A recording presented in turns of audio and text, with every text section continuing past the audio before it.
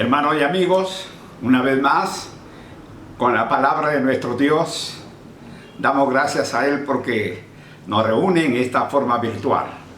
Siempre hacemos nuestra confesión con la palabra de nuestro Dios y con su Biblia en alto. Diga: esta es mi Biblia, yo soy lo que dice que soy, yo tengo lo que dice que tengo, yo puedo hacer lo que dice que puedo hacer. Hoy se me enseñará la palabra de Dios. Valientemente confieso que mi mente está alerta y mi corazón receptivo. Yo nunca seré el mismo. Estoy por recibir la incorruptible, indestructible, eterna, siempre viva semilla de la palabra de Dios. Yo nunca seré el mismo. Dígalo fuerte: nunca, nunca, nunca seré el mismo. En el nombre de Jesús, amén y amén. Denle fuertes aplausos al Rey de Reyes y Señor de Señores. Aleluya, aleluya. Hoy día tratamos el tema, el ministerio de sanidad divina. El ministerio de sanidad divina. Las Sagradas Escrituras enseñan con claridad que Cristo quiere que sus seguidores hagan señales milagrosas mientras anuncian el Evangelio del reino de Dios. Ahora, estas señales hacen los discípulos, que confirma entonces el mensaje genuino del Evangelio, que ha venido a la tierra con el poder del reino de Dios, y que Cristo vivo, resucitado, acompaña a su pueblo a hacer la obra mediante él. Vamos a ver lo que dice el Evangelio según San Marcos, capítulo 16, verso 17 y verso 18. Evangelio según San Marcos, capítulo 16, verso 17 y verso 18. La palabra de nuestro Dios dice así. Dice la palabra del Señor: y estas señales seguirán a los que creen. En mi nombre echarán fuera demonios, hablarán nuevas lenguas, tomarán en las manos serpientes, y si bebieren cosa mortífera no les hará daño. Sobre los enfermos pondrán sus manos y sanarán.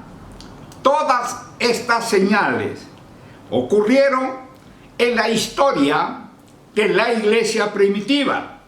Ahora, estas manifestaciones espirituales deben de continuar con la iglesia hasta que Cristo vuelva. Eso va a tener que suceder. Los seguidores de Cristo no solamente tenían que predicar el evangelio del reino en esos tiempos y llevar la salvación a los que creyeran, sino también hacer realidad el reino como lo hizo el Señor Jesús. ¿Qué es lo que hizo? Echó fuera demonios, sanaba a las personas enfermas. Por eso es muy importante: aleja a tu enemigo, actúa de acuerdo con la palabra de Cristo, habla con autoridad. Tú, hermano, hermana, tienes derecho de usar su nombre. No te amilanes, ten valor. Tú eres creyente. Ocupa tu lugar, consigue la victoria sobre la fuerza de Satanás usando el nombre. El nombre de Jesús es el nombre que tiene autoridad. Amén. Dice la Biblia: tomar serpientes en la mano o beber veneno. Esto no se debe de convertir en un rito ni una prueba divina a fin de probar la espiritualidad de uno. Esas son promesas dadas a los creyentes que se encuentran tales peligros en el servicio mientras desarrolla la obra del Señor Jesucristo. Es pecado poner a prueba a Dios al arriesgarse a persecuciones o peligros innecesarios. Busquemos en Marcos capítulo 5, verso 35 al 42.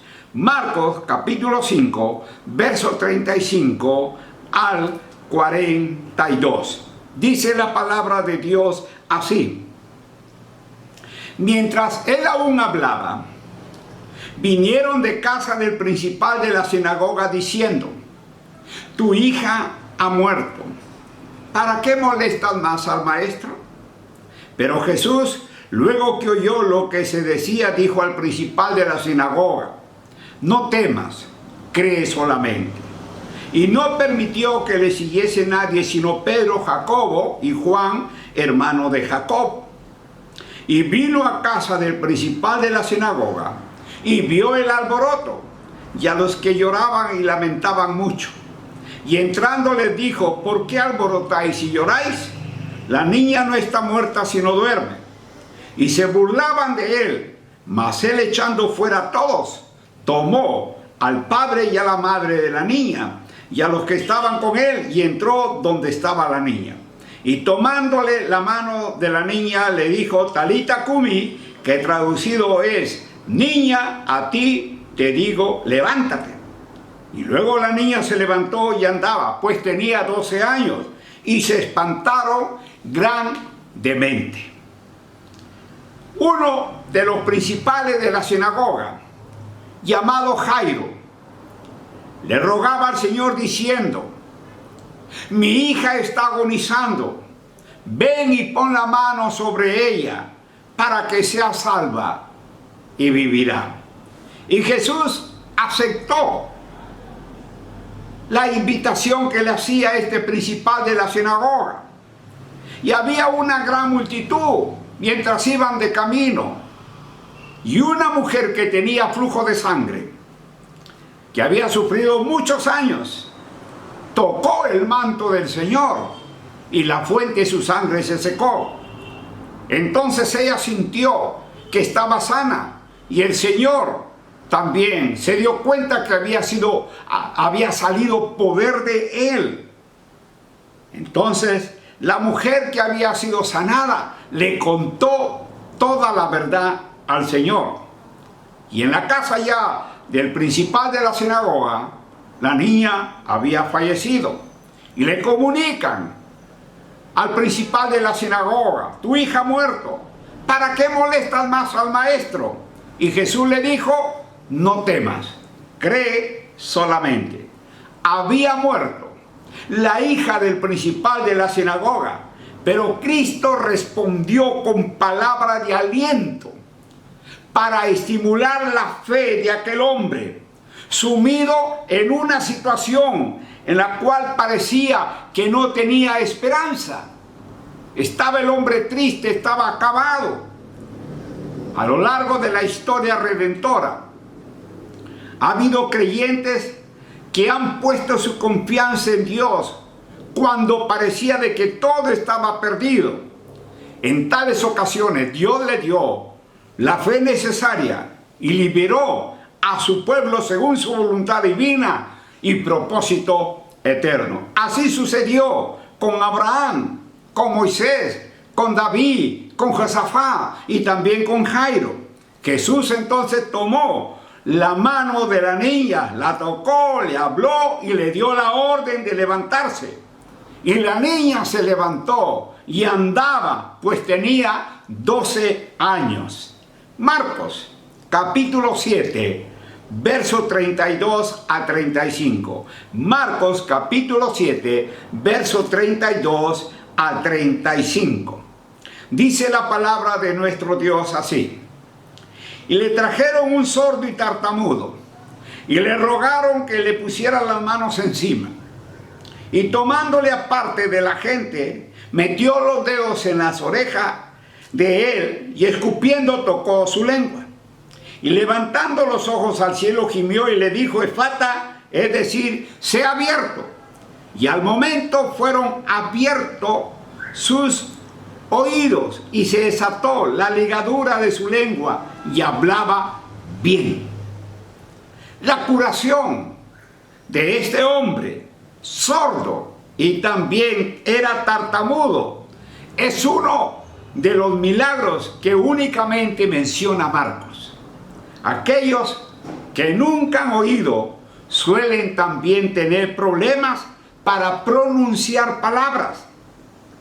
Efata es una palabra aramea que significa sea abierto. Y Marcos provee una interpretación a su amplia audiencia gentil. Hay poder en el toque de las manos. Esto es lo que nuestro Dios desea que cada hijo suyo haga sobre los enfermos y confíen que sanarán en el nombre de Jesús. Y nuestro Señor Jesús mandó que no dijesen a nadie. Este mandato que desoyeron tenía la finalidad de permitirle moverse libremente en la región. Sabía que los curiosos podían obstaculizar el ministerio del Señor. Entonces usemos ese poder y que en verdad van a ser sanadas las personas. Amén. Recuerden, el Señor Jesucristo nos comisionó imponer manos sobre los enfermos y usando ¿qué cosa? Su autoridad. Todo es hecho en el nombre de Jesús. Por eso es importante mantener una comunión íntima con el Espíritu Santo. Amén. Número 1. Cristo desea vernos sanos. Cristo desea vernos sanos. Desde el inicio de su ministerio, el Señor había recorrido toda Galilea, predicando y sanando a los enfermos y echando fuera demonios. Vamos a ver en Lucas capítulo 4, versos 38 y 39. Lucas capítulo 4, verso 38 al 39. Y dice así la palabra del Señor. Entonces Jesús se levantó y salió de la sinagoga y entró en casa de Simón. La suegra de Simón tenía una gran fiebre y le rogaron por ella. E inclinándose hacia ella, reprendió a la fiebre y la fiebre la dejó. Y levantándose ella al instante, les servía. Jesús, al llegar a la casa de Pedro, su suegra estaba enferma, con una gran fiebre, y el Señor reprendió la fiebre. La palabra reprender proviene de la palabra griega que significa parar. A nuestro Señor Jesús, a quien se le había dado poder y autoridad sobre todas las enfermedades y aflicciones, le habló directamente a la fiebre y la fiebre la dejó. Y levantándose ella al instante, le servía. Que la suegra de Pedro sirviese a sus invitados al instante indica que su fiebre desapareció de inmediato. Al leer las Sagradas Escrituras, nos damos cuenta cómo el corazón de Jesús se llena de compasión al mirar a las personas que están atadas por enfermedades, que están atadas por aflicciones y atormentadas por demonios. Primer libro de Juan, capítulo 3, verso 8. Primer libro de Juan, capítulo 3, versículo 8. Dice la palabra de Dios así: el que practica el pecado es del diablo, porque el diablo peca desde el principio. Para esto apareció el Hijo de Dios, para deshacer las obras del diablo. La naturaleza pecaminosa de Satanás se muestra a través de la vida de quienes le pertenecen. El propósito de la venida de Jesús fue deshacer las obras del diablo. Jesús había sido ungido por el Espíritu Santo y poder para sanar enfermos. Jesús es más poderoso que Satanás, más poderoso que el pecado, que la aflicción, que la enfermedad y la misma muerte. Por eso el Señor habla directamente a los demonios y reprende y ordena que se marchen, y ellos tienen que obedecerle. El Señor sana hoy día. Ahora, si mantenemos nuestros ojos fijos en nuestra condición física, en el dolor, en los síntomas de la enfermedad, limitaremos a Dios y no podremos desprender nuestra fe para creer que Dios hará exactamente lo que Él ha prometido hacer. Número 2, no se resigne a sus enfermedades. No se resigne a sus enfermedades. Mucha gente no sabe qué es la voluntad de Dios, que sean sanados. Algunos dicen, cuando están enfermos, que es la voluntad de Dios que ellos padezcan. Y todavía dicen que es para su gloria. Todo esto es una mentira del diablo. Hermano, hermana, nuestro Dios, creador del universo, no recibe gloria a través del dolor y padecimiento. Nuestro Dios envió a su Hijo unigénito para destruir las obras del diablo. Recuerda, una vez más, Dios envió a Cristo a destruir las obras del diablo, el pecado, la enfermedad, la aflicción, la muerte, no provienen de Dios. El Señor envió a Jesús para quitar nuestros pecados y llevar nuestras enfermedades sobre su propio cuerpo para librarnos de ellos. Amén. Número 3. Miremos a Cristo como nuestro sanador. Miremos a Cristo como nuestro sanador. Mateo, capítulo 8, versículo 1 a 3. Mateo, capítulo 8, versículo 1 al 3. Mateo capítulo 8, versículo 1 al 3. Dice así la palabra del Señor. Cuando descendió Jesús del monte, le seguía mucha gente. Y he aquí vino un leproso y se postró ante él diciendo, Señor, si quieres, puedes limpiarme. Jesús extendió la mano y le tocó diciendo, quiero, sé limpio, y al instante su lepra desapareció. Señor, si quieres, puedes limpiarme. Estas palabras son importantes porque indican una fe genuina. No significa necesariamente que si uno cree, Dios hará algo, sino que puede hacerlo. Normalmente, tocar a un leproso provocaba contaminación ceremonial. En este caso, Jesús tocó al leproso y quedó limpio. Amén. Los leprosos eran considerados impuros. Eran desterrados, separados de otras personas, separados de su familia.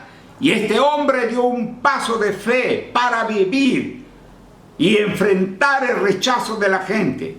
Él confiaba que Cristo podía sanarle. Y Jesús extendió la mano y le tocó diciendo, quiero ser limpio. Y al instante, la palabra de Dios dice que la lepra desapareció. Por eso nosotros debemos ver y conocer a Cristo como nuestro sanador. Amén. Hebreos capítulo 4, verso 16. Hebreos capítulo 4, versículo 16. Dice la palabra del Señor, acerquémonos pues confiadamente al trono de la gracia para alcanzar misericordia y hallar gracia para el oportuno socorro. Dice, acerquémonos. Este mandato contrasta poderosamente con la orden de Dios en el monte Sinaí. Dios dijo en el monte Sinaí, no subáis al monte, ni tocáis su límite, nos dice Éxodo 19, 12. Ahora, debido a la obra sacerdotal de Cristo, los creyentes pueden acercarse a la presencia de Dios. Acerquémonos pues confiadamente. Es la misma palabra traducida confianza y significa audacia, valentía. Los creyentes deben de acercarse a Dios con valentía, en oración y nuestro sumo sacerdote se sienta a la diestra intercediendo por nosotros. Amén. Recuerda que la fe es un hecho, pero también un acto. La fe en acción es la que trae bendición. Número 4. El poder sanador de Cristo es ilimitado. El poder sanador de Cristo es ilimitado. Tenga una revelación fresca de Cristo. El Señor no está sujeto a limitaciones de las leyes de la naturaleza. Termine ya con toda limitación que haya puesto sobre Él, sobre su poder. Es ilimitado el poder del Señor. Mire lo que dice Mateo capítulo 8, 6 al 8. Mateo capítulo 8, 6 al 8. Vea lo que dice la palabra de nuestro Dios. Dice la palabra de Dios, verso 6.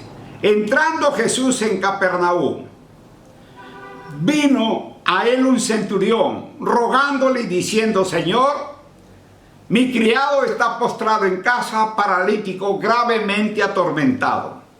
Y Jesús le dijo: yo iré y le sanaré. 8.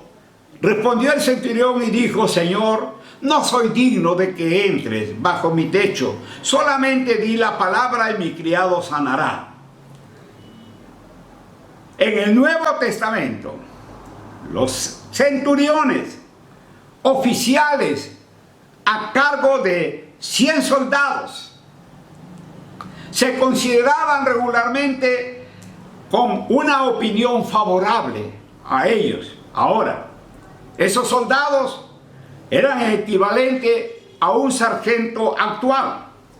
La respuesta del centurión a Jesús indica que entendía correctamente el concepto de autoridad. Por eso, hermano, hermana, termine ya de toda limitación que haya puesto sobre el Señor Jesucristo. Crea que Dios le sanará. Amén. Crea que Dios le sanará de cualquier enfermedad incurable. Dios le levantará de su lecho de aflicción. No hay límite sobre el poder de nuestro Dios. Por eso es muy importante, debe caminar con toda, a fe, con toda confianza. No limite el poder de nuestro Dios. Termine con esa limitación que quizás alguno de ustedes ha puesto en el poder del Señor. Crea, crea, crea. Dile a la persona que está a la par tuya: crea, crea, crea. Amén. Amén. Vamos en este momento a orar. Incline su rostro y repita esta oración. Padre Celestial, en el nombre del Señor Jesucristo, ejerzo toda autoridad sobre mi cuerpo y cualquier enfermedad o dolencia.